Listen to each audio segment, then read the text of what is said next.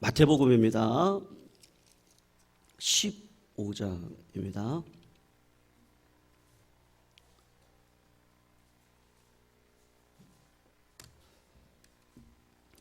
(21절에서) (28절) 교독으로 읽을게요. 21절에서 28절 교독으로 읽겠습니다. 예수께서 거기서 나가사 두로와 시돈 지방으로 들어가시니 가나안 여자 주 다윗의 자손이여 나를 불쌍히 여기소서. 내 딸이 흉악하게 귀신 들렸나이다 하되 예수는 한 말씀도 대답하지 아니하시니 제자들이 와서 청하여 말하되 그 여자가 우리 뒤에서 소리를 지르오니 그를 보내소서. 예수께서 대답하여 이르시되 나는 이스라엘 집에 잃어버린 양 외에는 다른 데로 보내심을 받지. 여자가 와서 예수께 절하며 이르되 주여 저를 도우소서. 대답하여 이르시되 자녀의 떡을 취하여 개들에게 던짐이 마땅하지 아니하니라. 여자가 이르되 주여 올소이다마는 개들도 제 주인의 상에서 떨어지는 부스러기를 먹나이다 하니 같이 읽습니다. 이에 예수께서 대답하여 이르시되 여자여 내 믿음이 크도다. 내 소원대로 되리라 하시니 그때로부터 그의 딸이 나으니라. 아멘. 성도님들 요새 무슨 관심을 가지고 살아가세요? 어떤 분들은 건강 때문에 하나님 앞에 기도하시는 분들도 계실 것이고, 어떤 분들은 이제 자녀들의 앞길을 위해서 여러 가지 일들을 위해서 기도하시는 분들도 계실 거고요. 어떤 분들은 우리 가정, 또 교회, 나라와 민족을 위해서 여러 가지 관심사를 두시고 기도하실 겁니다. 그런데 하나님께서 기뻐하시는 관심은 뭐가 있을까요? 아마존, 미국의 우리나라 쿠팡과 같은 아마존 전자상거래를 운영하고 있는 베이조스라고 하는 사람이 있습니다. 그분이 이 빛의 속도로 달려가는 이 세상을 향해서 아주 의미심장한 일가를 하나를 했거든요. 그분이 뭐라고 얘기했냐면요. 기업도 여러분 장사를 할 때도 상도가 있습니다. 그죠? 우리가 가정을 이끌어갈 때도 가족의 질서가 있습니다. 교회도 영적인 질서를 가지고 도리죠. 도리를 가지고 우리가 모든 일들을 행하는 것이지 않겠습니까? 그러니까 이 사람이 예수 믿는지 어떤지 잘 모르겠습니다. 그런데 이렇게 얘기를 했어요. 근간 사람들을 보니까 많은 사람들의 관심이 어디 있냐? 10년 후에 이 세상이 어떻게 달라질까? 그거에만 이렇게 혈안이 되어 있다는 거죠. 몰입이 되어 있다는 거예요. 앞으로 10년 후에 세상이 어떻게 바뀌지? 그러면 나는 어디에다가 어떤 투자를 하고 무엇을 먹을까, 무엇을 입을까, 무엇을 마실까? 이 아마존의 이 베이조스 회장이 세상 사람들이 다 그렇게 살아간다는 거예요. 근데 그게 아니라는 거죠. 그래서 이분이 하는 얘기가 뭐냐 하면 나는 그런 사람을 많이 못 봤습니다 하면서 하는 얘기가 10년 후에도 달라지지 않을 것에 대해서 신경을 쓰는 사람은 내가 못 봤네요. 장사를 할 때도 이 상도가 있는데 그 도리 말입니다. 기업을 하는 사람, 사업을 운영하시는 분, 교회를 운영하며 가정을 이끌어 갈 때 본질이 무엇인지, 기업의 정신이 뭐고, 기업의 비전이 뭐고, 목적이 뭐고, 가치가 뭐냐, 요거 붙들고 그 다음부터 주시는 지혜를 가지고 그리고 이렇게 이어가는 거거든요. 여러분 믿음 안에 들어올 때도 똑같습니다. 세상 사람들이 돈 버는 거나요, 믿음 안에 들어와서 하나님의 복을 받는 것도 똑같은 방식이거든요. 믿음에도 도리가 있습니다. 오직 의인은 무엇으로 말미암아 삽니까? 믿음으로 살죠. 10년 후에도 변하지 않는 게 있어요. 100년 후에도 안 변합니다. 그게 뭐예요? 믿음으로 사는 겁니다. 믿음은 바라는 것들의 실상, 보지 못하는 것들의 증거. 믿음이 없이는 누구를 기쁘시게 못합니까? 하나님을 기쁘시게 못하는데 어떻게 하나님 앞에 복을 누리고 인생을 살아가겠다는 거예요. 세상 사람 베이조스가 봐도 이렇게 눈으로 보는 거예요. 여러분들 눈으로 보는 거는요, 우리 눈이 빛이 이렇게 올 때, 빛이 작동할 때 우리는 실체를 보거든요. 근데 여러분, 빛이 5%요. 우리가 볼 수 있는 건 빛의 5%밖에 못 봅니다. 내 눈이 그렇습니다. 95%는 못 봐요. 무슨 자외선, 감마선, X선, Y선 이런 거 못 보거든요. 여러분, 우리 귀도 마찬가지예요. 내가 듣는 게 다 사실이 아닙니다. 우리가 듣는 건 16Hz에서 20Hz밖에 못 들어요. 걔는 우리보다 2배를 더 많이 듣습니다. 지진이 난다든지 새는 우리보다 더 탁월해요. 내가 듣는 게 믿음의 주체가 될 수 없거든요. 이런 제한된 인간의 능력을 가지고 하는 사람들에게 하나님께서 주시는 복이 있는데 그게 뭐냐 하면 믿음이라는 거예요. 믿음이라는 것이 과거 2000년 전에 일어났던 그 예수 그리스도 십자가 달려 돌아가신 그 사건이 나를 위해 돌아가셨다, 죄를 이겼다, 부활하셨다, 능력이 있다, 이 땅을 살아갈 때 우리도 하나님의 나라가 이 땅 가운데 임했다, 그 나라가 내 마음 가운데 들어왔다, 성령이 들어와서 오늘도 주님의 이름을 부르고 살아가는 자들에게는 하나님께서 날마다 이 땅을 창조하듯이 못 이룰 일이 없다. 믿음이 슬픔이 변하여 기쁨이 되게 하시고, 믿음이 소망을 갖고 살아가시도록 우리를 인도해 가시는 거거든요. 여러분, 오늘 본문에서 예수님 당시 이방 땅 가나안에 살던 한 여인이 예수님에 대한 소문을 듣고 뭐가 들어오냐? 믿음이 들어옵니다. 어린 딸아이가 중병에 걸려 죽게 되어졌습니다. 이 여인은 예수님에게 달려가서 예수님한테 이렇게 얘기했어요. 내 딸이 귀신 들려 죽겠습니다. 여러분, 병이 들면 뭐가 들어와요? 병마, 귀신이 들어오죠. 병마가 든 거예요. 그런데 예수님이 응답하기까지는 첩첩산중이에요. 장애물이 많아요. 근데 예수님께 원하시는 게 있거든요. 포기하지 말아라. 네. 넘어지면 어떻게 하면 돼요? 일어서라. 제가 아멘 할 때까지 한다 그랬죠? 네. 두려울 때 어떻게 하면 됩니까? 항상 기뻐하라. 한숨 지을 때 어떻게 하시면 돼요? 항상 기도하라. 그러면 되거든요. 성도님들, 결국은 이 여인이 어떤 장애물이 있다 할지라도 믿음으로 이겨냅니다. 그렇지. 내 눈으로 보는 거가 다가 아니지. 내 귀에 들리는 거 다 아니지. 하나님의 음성이 있지. 하나님이 함께 하시지. 영안이 열리셔야 돼요. 영안이 열리고 영이 살면 성도님들 육신이 삽니다. 믿으시기를 축원합니다. 네, 물질의 복도 받습니다.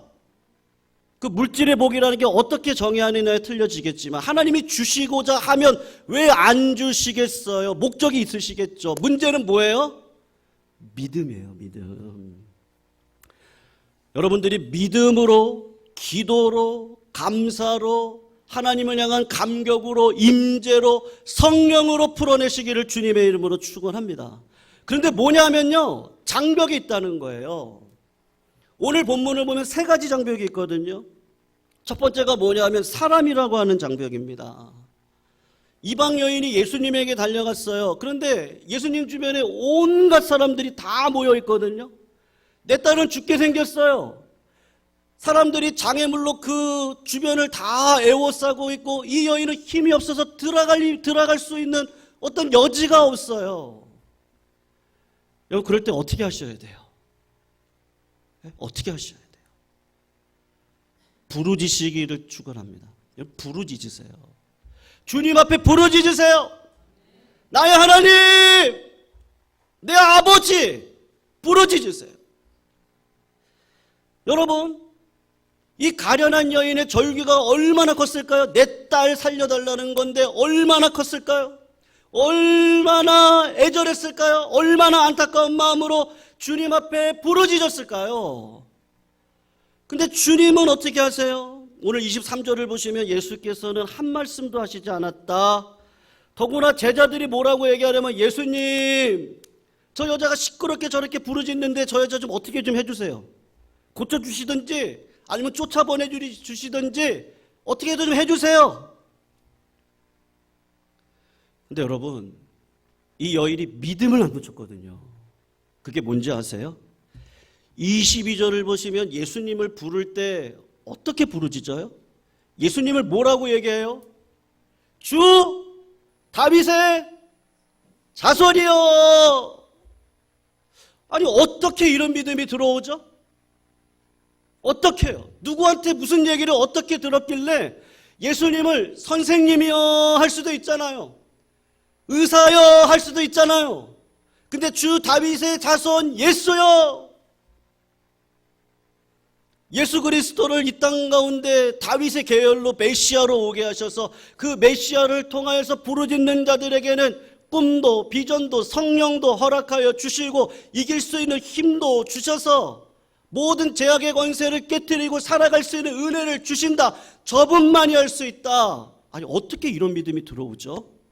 그리고 그분께 뭐라고 이야기를 해요? 나를 불쌍히 여기소서. 나를 불쌍히 여기소서. 여러분, 이 여인의 마음 가운데 있는 믿음은 뭐예요? 나를 불쌍히 여기소서. 하나님, 나를 불쌍히 여겨주세요. 하나님이 내 기도 들어주신다는 거 알아요. 내 인생의 문제는 하나님께로부터만 풀려야 된다는 거 나 압니다. 귀신도 쫓아내주시고 내 삶을 건강하게 해주시는 분도 누구시라는 거예요? 주님 아니면 안 되니까 하나님 나를 불쌍히 여겨주세요. 이 정도 믿음이면 우리 주님께서 기뻐하셔야 되지 않겠습니까? 그런데 아무런 감정의 표현도 없으세요. 예수님의 귀는 우리들의 작은 신음소리에서도 귀를 기울여 주시고, 예수님의 눈은 남들이 알지 못하는 그 한숨까지도 다 보고 계시는 분이 우리 하나님이시고 우리 주님이신데 왜 이 가련한 여인에게만 아무런 반응이 일어나지 않죠? 성도님들은 어떠세요? 나는 아파 죽겠는데 왜 아픈 상황을 외면하십니까? 하나님 원망하고 돌아설까? 하나님은 두려워하지 않을까? 뭐 그런 마음도 들지 않겠어요? 어떨 때는 긴 침묵만 흐르는 것 같아요. 내 기도가 10년이 넘을 때도 있고, 어떨 때는 평생을 기도하며 걸어오는데 하나님 왜 나한테만 침묵하시냐고요? 그리고 주님 앞에 나아갔는데 주님이 오히려 나를 향해서 고개를 돌려버리세요. 싸늘하게 반응하세요. 믿음 생활하면서 이 패턴을 넘어가셔야 되거든요. 주님이 내 얼굴을 바라보지 않는 것 같은 현실이요.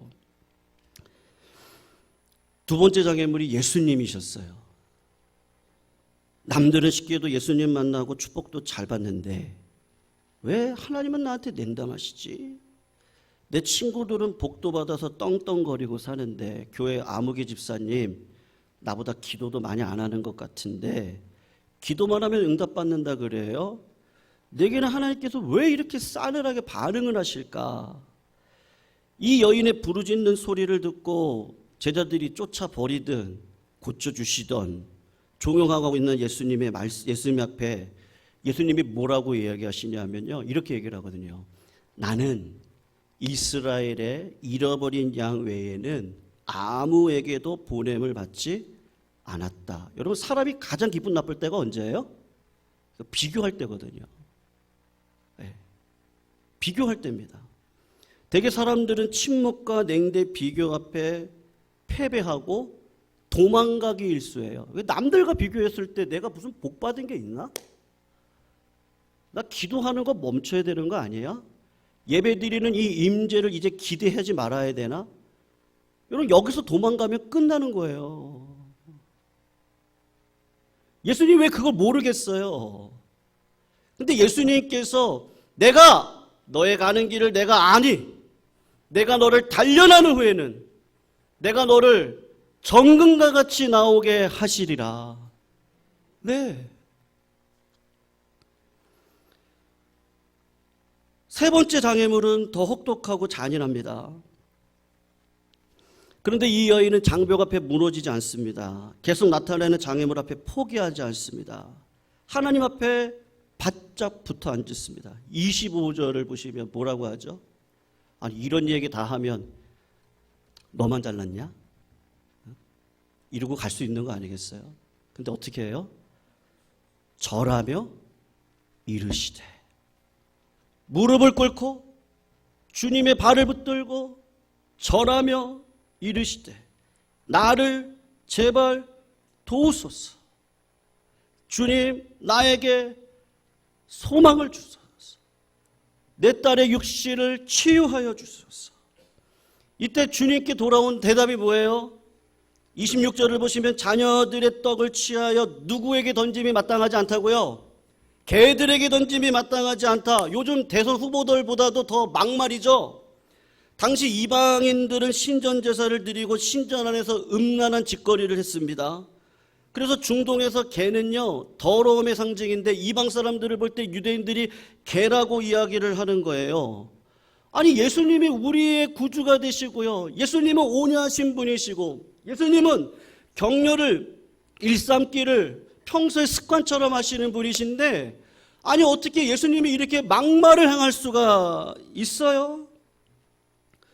근데 여러분, 똑똑히 기억을 하셨으면 좋겠습니다. 예수님은 이방 땅에서 이방 여인이 구원의 복음, 천국의 복음, 정말 신앙의 능력을 얻고 살아가기 위해서 주님께서 어떻게 하고 계시는 거예요? 단련하고 계시는 거거든요. 주님이 요구하시는 믿음의 수준까지 가셔야 되거든요. 주님이 우리를 향해서 원하시는 건 뭐냐면 믿음의 그릇이거든요. 그릇이 넓으셔야 되거든요. 그릇이 작으면 담아낼 수가 없는 거예요. 하나님이 아무리 축복을 해줘도 내 그릇이 작은데 어떻게 사람을 담아내고 상황을 담아내고 두려움을 담아내서 소망으로 바꿔내는 인생을 살아갈 수 있겠어요? 하나님께서 우리들에게 요구하시는 건 뭐겠어요? 그 마음이거든요. 마음이요. 무릇 지킬 만한 것보다 네 마음을 지켜라. 생명이 어디서 납니까요? 내 마음에서 나잖아요. 상황이 문제가 아니고 사람 문제 아니에요. 나라와 민족 문제 아니에요. 내 영이 살아있으면 돼요. 내가 믿음의 그릇을 넓히면 돼요. 하나님 앞에 능력 받으면 되지 뭐가 문제예요? 하나님이 함께 하시면 되는 거 아닙니까? 예수님은 그걸 원하시는 거예요. 그거요. 수만 가지 어려움이 있어도 상관없어요. 일어나. 다시 하자. 그러면 되거든요. 예수님은 사랑의 표현을 이렇게도 하시는 거예요. 고개를 돌리세요. 마치 다윗에게 나 성전 짓고 싶어요. 근데 하나님이 야, 넌 손에 피가 많이 묻었는데 무슨 성전을 짓니? 너 안 돼. 하나님 분명히 성전 짓지 말라 그랬어요. 저 이제 하나님이 주신 돈 가지고 마음대로 살 거예요. 이건 포기하는 인생이죠. 근데 다윗이 어떻게 해요? 제가 지을 수는 없는데 제 아들이 짓도록 하나님이 인도하신다고 하셨으니 물질은 누가 준비한다고요? 내가 준비할게요. 하나님. 마음이 늘 어디에 있어요? 뭘 먹을까, 입을까, 마실까가 아니에요. 늘 마음이 어디에 있어요? 하나님을 사랑하고 이웃을 사랑하는 그 자리에 가서 늘 있는 거예요. 얼마나 위대한 신앙이고 얼마나 부러운 신앙이며 얼마나 하나님이 쓰시기에 합당한 신앙이에요. 하나님이 이 여인에게 주고 싶은 건 뭐겠어요? 돈을 줘도 좋죠. 근데 그 돈 가지고 뭐 할 건데요? 육신의 건강한 치유함을 받아도 좋죠. 그 다음에는요. 다 죽잖아요, 우리들은요. 하나님 모시고 믿음으로 살아가는 정금과 같은 신앙을 하나님이 원하시겠죠. 여러분, 사실 주님은요, 고린도서에 나와 있는 것처럼 내가 감당할 수 없을 때는 주님이 피할 길을 주십니다. 믿으시기를 축원합니다. 근데 하나님이 감당할 수 있게 어떻게 하세요? 힘을 주세요. 예. 여러분, 오늘 문맥을 자세히 보시면 이 개라는 단어 있죠. 요거를 헬라어로 뭐라고 얘기하냐? 키온이라고 하거든요. 이게 무슨 뜻이냐 하면 징그럽고 큰 게 있잖아요. 누가 봐도 막 침 뚝뚝뚝 흘리고요. 그 입 이렇게 으르륵 하면 이게 막 이렇게 막 왔다 갔다 하면서요. 그런 게 있잖아요. 사냥개 같은 거. 그 키온이라고 그래요. 이방인들을 향해서 유대인들이 개라고 할 때는 키온, 사냥개, 더러운 게, 큰 게, 징그러운 게. 근데 주님이 요 어간에 유모, 재치를 하나 넣으셨는데 뭐라고 얘기했냐면 퀴나리온이라 그랬어요. 키온이 아니고 퀴나리온. 요건 뭐냐 하면 여러분들 반려견 키우고 계시는 우리 성도님들 계시잖아요. 귀엽고 주인이 돌아오지 않으면 밤새 잠도 안 자요. 조평준 권사님 맞습니까? 네. 네. 강아지 키우시는 분들요. 잠도 안 잔대요. 주인이 밥을 안 먹잖아요. 밥 안 먹어요. 오죽했으면 강아지한테 상속을 하겠어요. 사람보다 나아요. 어떨 때는요, 강아지들이. 주님이 야, 지금 내가 말하는 거 잘 들어야 돼. 내가 너한테 지금 더럽고 무시무시한 그 개를 내가 비유한 거 아니고 내가 애완견으로 너 비유하고 있어. 퀴나리온이야. 잘 들어. 키온 아니고 뭐라고요? 퀴나리온이야. 더러운 게 아니고 뭐라고요? 반려견이야. 애완용개야. 나 너를 살리려고 하는 거야. 이 여자가 믿음이 있으니까요. 그걸 놓치지 않는 거예요. 그래서 재치를 재치로, 유머를 유머로 받아들이는 거예요. 그래서 27절을 보시면 여자가 뭐라고 하죠? 여자가 이르되 올소이다. 맞아요. 죄송합니다. 저 개 같아요. 사도 바울이 얘기하면 저 죄인 중에 괴수예요. 제가 겉만 번지르했죠. 제 안을 보시면 여러분들 놀라실 거예요. 맞아요. 올소이다. 근데 주님, 개들도요, 제 주인의 상에서 떨어지는 부스러기는 먹지 않습니까? 심각하게 받아들이는 게 아니고 어떻게 하는 거예요?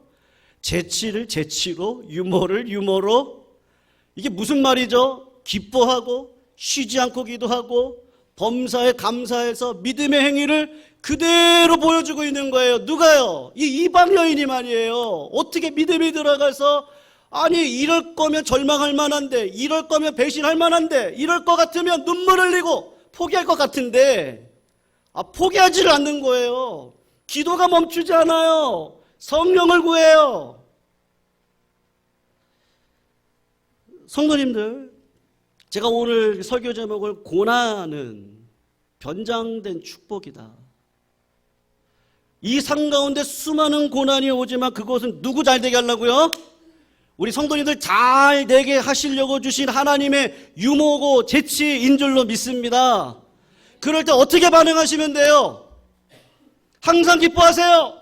네, 쉬지 말고 기도합시다. 범사에 감사합시다. 이는 그리스도 예수 안에서 너희를 향하신 하나님의 뜻이니라. 가나안 이 여인이 절망하지 않고 재치로 치시네? 나도 재치로 주님 앞에 나가서 해야겠다. 재주가 아니죠. 바로 그때 진정으로 우리의 믿음을 보여줘야 될 때입니다. 우리의 열정을 보여줘야 될 때고 하나님을 내가 얼마나 신뢰하는가를 보여줘야 되는 거죠. 근데 그 이전의 단계가 뭐예요? 다윗에게 주님이 그랬었어요. 너는 태중에서부터 죄악된 인간이다. 다윗이 하는 얘기가 올소이다. 모세 내 이놈, 너는 떨기나무 같은 놈이다. 올소이다. 신발을 벗겠습니다. 주님 나를 도와주세요. 사도 바울에게 얘기하는 거죠. 너는 죄인 중에 괴수다. 올소이다. 나는 만삭되지 못한 자입니다. 올소이다. 여러분, 현대인들에게는 무서운 질병, 하나님보다 똑똑한 겁니다. 하나님보다 똑똑해서 하나님의 축복을 풀지를 못합니다. 마치 귀신 들린 아들을 데리고 왔던 아버지가 주님 앞에 했던 얘기가 있죠. 예수님, 무엇이든지 당신이 할 수 있으시거든 나를 좀 도와주세요. 그때 주님이 뭐라 그러죠? 아니, 할 수 있거든이 무슨 말이냐? 믿는 자에게는 능치 못한 일이 없느니라. 믿음이 없이는 하나님을 기쁘시게 못한다. 왜 못한다고 하느냐? 그런 마음 절대로 품지 말아라. 여러분, 오늘 28절 결론인데요. 이에 예수께서 대답하여 이르시되 여자여 내 믿음이 어떻다고요? 크도다. 그리고 주님이 하시는 얘기가 뭐예요? 야, 네가 내 안에, 내가 너 안에 있으니 네가 무엇이든지 원하는 대로 구하라. 내가 시행하리라. 네 소원대로 되리라. 헬라어로 보면요, 메갈로스의 피스티스. 메갈로는요, 메가톤급. 원망과 불평으로 일상고 살아가는 이 시대 속에 많은 사람들은 다 절망이라고 하는 이 시대 속에 하나님께서 우리들에게 요구하시는 건 메갈로스의 피스티스, 메가톤급 믿음을 가지고 이 땅을 살아가는 그 믿음, 은혜, 이게 필요한 것이죠. 사랑하는 성도님들, 저는 우리 성도님들이 그런 믿음 가지고 하나님의 영광을 위해 살아가시기를 주님의 이름으로 축원합니다. 끝까지 포기하지 않기를 주님의 이름으로 축원합니다. 우리 성도님들은 잘 될 것이에요. 그거 놓치지 마세요. 오늘도 하나님이 하실 수 있으면 치유의 역사는 일어납니다. 오늘도 내가 기도했던 거, 야, 하나님이 이런 뜻이구나. 하나님이 함께 하시면 모든 것들이 해결되어집니다. 마음 바뀌면 되는 거거든요. 2015년 김승진이라는 사람, 청주 출신입니다. 청주는 도시가 없는 곳이잖아요. 저기 바다가 없는 도시잖아요. 그런데 이 사람이 무동력 요트, 그냥 바람으로만 요트가 움직이는 것을 구매를 해서 국내 최초로 바다 전 세계를 일주했어요. 우리나라에서 출발해가지고 며칠 만에 우리나라 다시 돌아왔냐면 209일 만에 돌아왔거든요.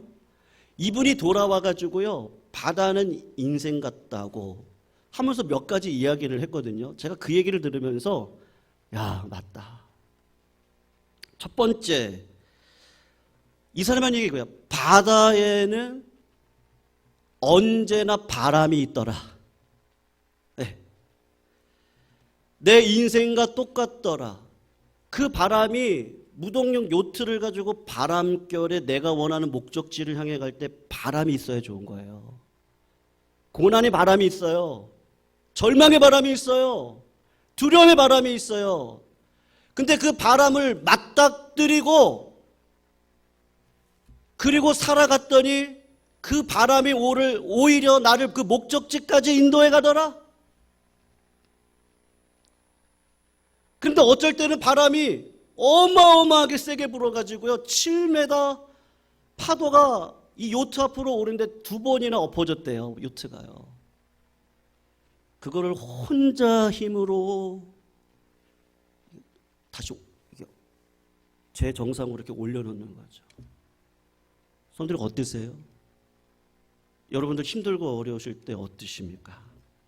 어쩔 때는요, 문제가 너무 아파서 자다가요, 그냥 벌떡벌떡 일어납니다. 12시에도 일어나고 1시에도 일어나가지고, 아니 어떻게 할 수가 없어가지고 하나님 앞에 나가서 몸부림을 치는 거예요. 하나님 살려주세요.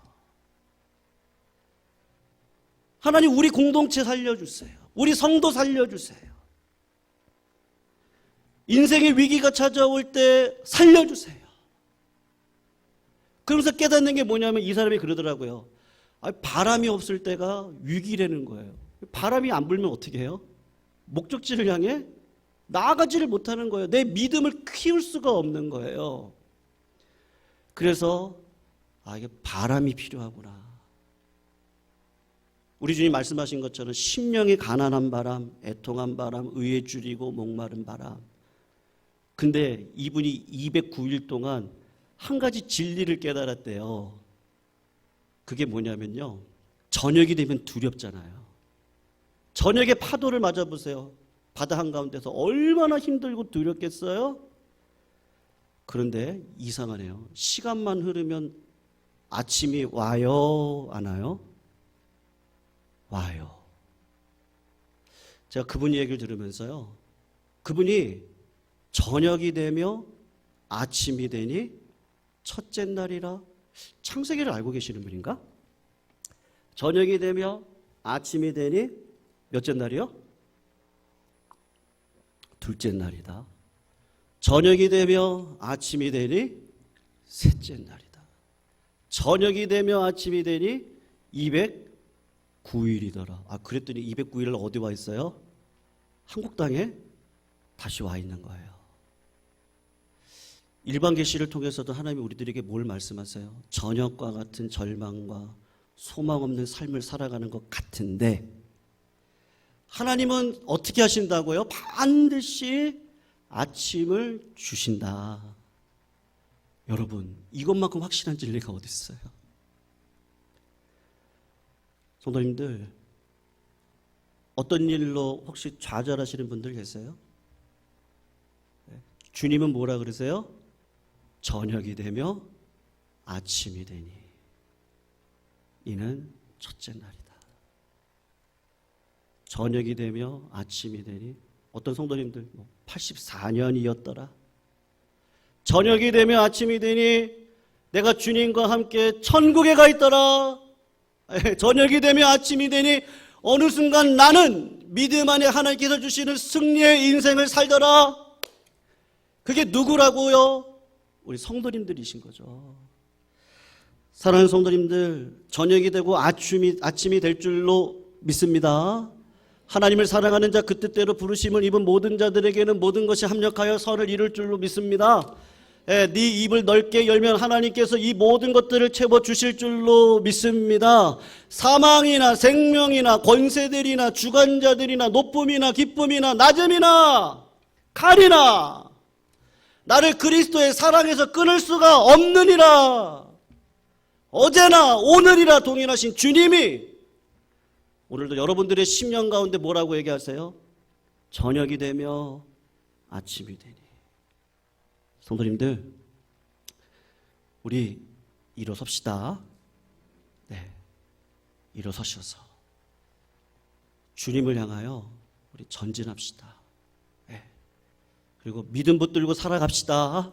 하나님께서 우리 성도님들과 함께 하실 것이고 반드시 승리의 길로 인도하여 주실 줄로 믿습니다.